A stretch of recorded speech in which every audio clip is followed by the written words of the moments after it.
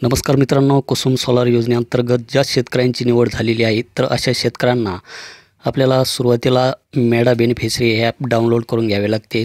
त्यानंतर आपणास सेल्फ सर्वे हा करावा लागतो। सेल्फ सर्वे केल्याच्यानंतर आपल्याला पैशाचा भरणा करावा लागतो आणि पैशाचा भरणा केल्याच्यानंतर आपल्याला कंपनी निवड करण्याचे ऑप्शन येते। तर पाठीमागील व्हिडिओमध्ये आपण जो काही सेल्फ सर्वे आहे हा सेल्फ सर्वे कशा पद्धतीने करायचा त्याची माहितीही बघितलेली आहे।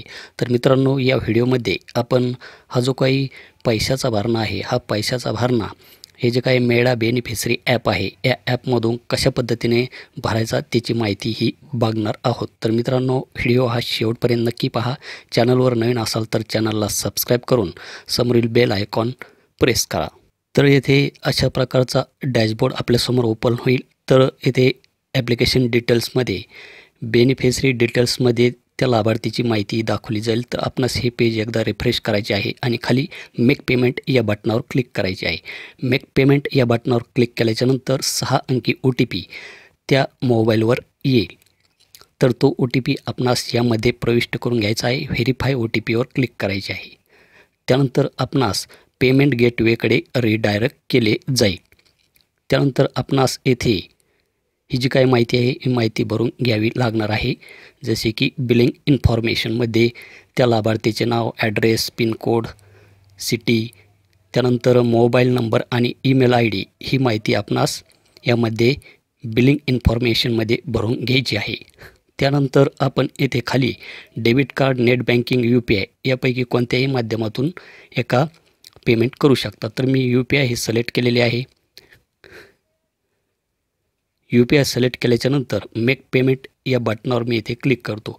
तर आपणास इथे आपला जो काही UPI ID आहे हा UPI ID यामध्ये टाकून घ्यायचा आहे आणि मेक पेमेंट या बटनावर क्लिक करायचे आहे। त्यानंतर आपल्या फोनपेवर एक नोटिफिकेशन येईल आणि त्यामधून फोनपेमधून आपणास 32,075चा भरणा आपणास फोनपेमधून करून घ्यायचा आहे। तर यामध्ये आपणास हे जे काही पेज आहे रिफ्रेश करायचे नाही पेमेंट करता वेळेस। त्यानंतर आपणास अशा प्रकारे इथे माहिती दाखवली जाईल। जर please don't make payment again if money is already debited from your account, your payment status will be update within 24 hours।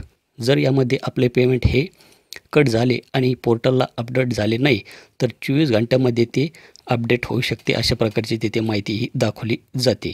तर आपणास हे जे काही पेज आहे हे पेज एकदा रिफ्रेश करायचे आहे आणि खाली आपण पाहू शकतात की येथे अलोकेट व्हेंडर म्हणजेच कंपनी निवड करण्याची ऑप्शन आपणास त्यामध्ये आता दाखवले जात आहे।